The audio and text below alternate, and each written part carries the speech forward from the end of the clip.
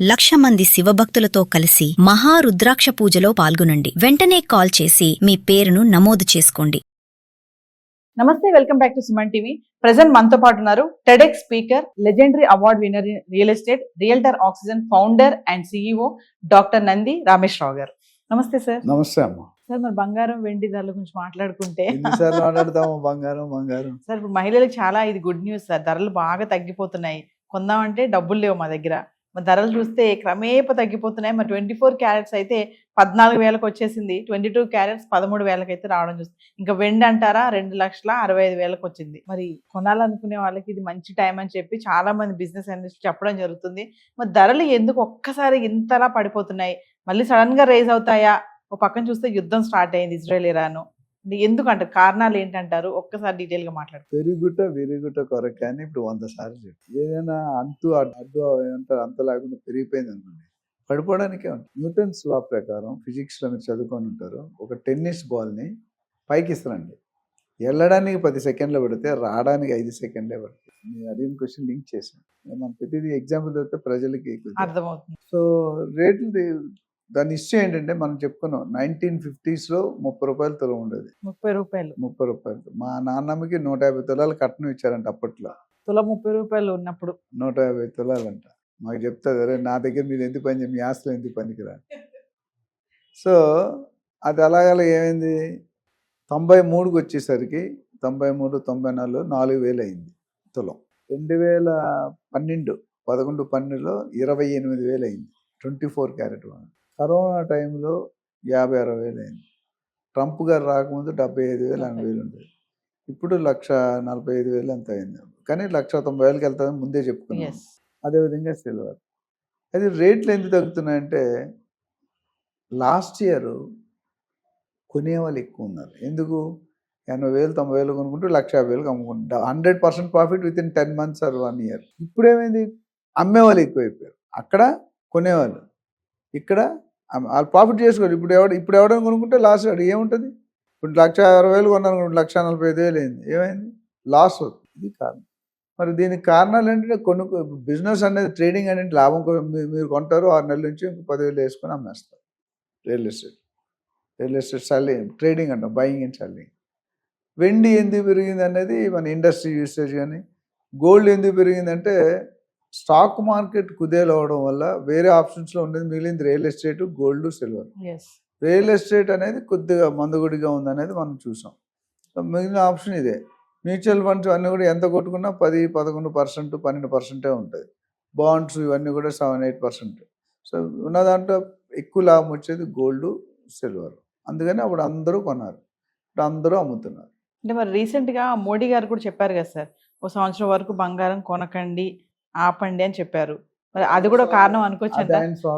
ఆయన స్వార్థం అంటే కరెక్ట్ కాదని కంట్రీని ముందు చర్యగా ఫోర్కాస్ట్ చేసి ప్రొటెక్ట్ చేయడానికి అని చెప్పాడు.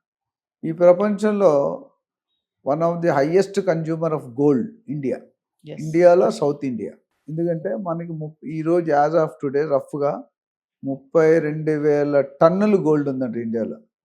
3 రూపాయల్లో ఉంది. ఒకటి ఒంటి మీద ఉంది, రెండోది లాకర్లో ఉంది, మూడోది ఎక్కడ ఉంది చెప్పండి.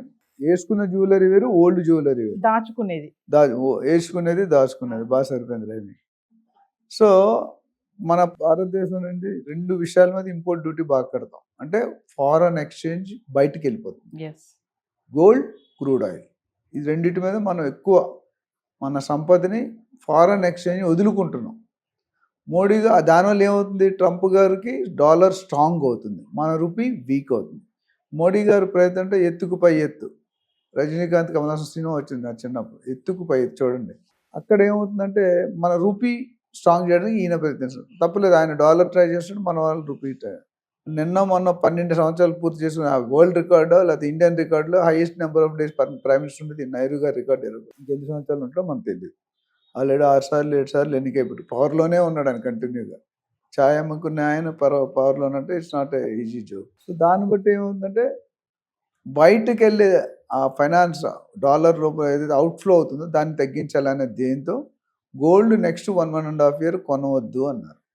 అయితే మనం ఇంగ్లీష్ ఒక ప్రావర్బ్ చెప్తాను, rules are made for bad people, like Naveena, rules are followed by good people like Rameshwararao, right?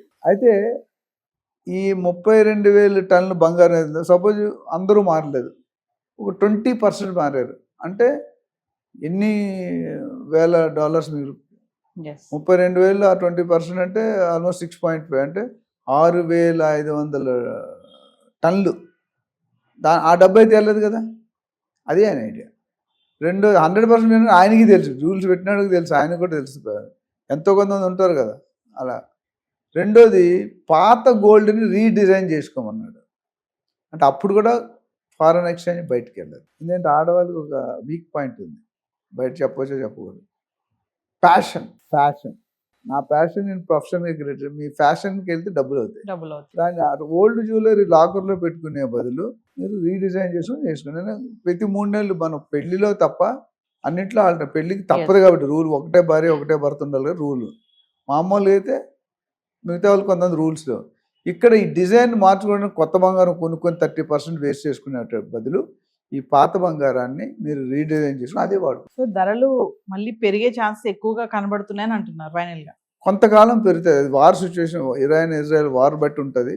But at the end maybe after 6 months or by end of the year రేట్లు కరెక్షన్ అవుతాయి, తగ్గుతాయి. అత్యవసరం అయితేనే కొనుక్కోమని చెప్తున్నారు అనలిస్ట్గా. అత్యవసరం కాకపోతే కొనుక్కోవద్దు, లేదా ఇతర రూపంలో బాండ్స్ కొనుక్కోమన్నాడు, లేదా రకరకాల రియల్ ఎస్టేట్, డిజిటల్ వేలో గోల్డ్ డిమానిటైజేషన్ కూడా వస్తుంది, నెక్స్ట్ ఎపిసోడ్లో మాట్లాడదాం. సో మనీ డిమానిటైజేషన్ అయినప్పుడు ఎంత చేంజ్ వచ్చిందో తెలుసు, గోల్డ్ డిమానిటైజేషన్ కూడా ఉంది. అక్కడ మీరు పెట్టిన గోల్డ్ కరిగించేస్తారు, యాజ్ ఇట్ ఈస్ ఉంచారు, అది సపరేట్ ఎపిసోడ్లో మాట్లాడదాం. సో రేట్లు ఇప్పుడైతే కొనడానికి మంచి సమయం కాదు అని నేను అంటున్నాను.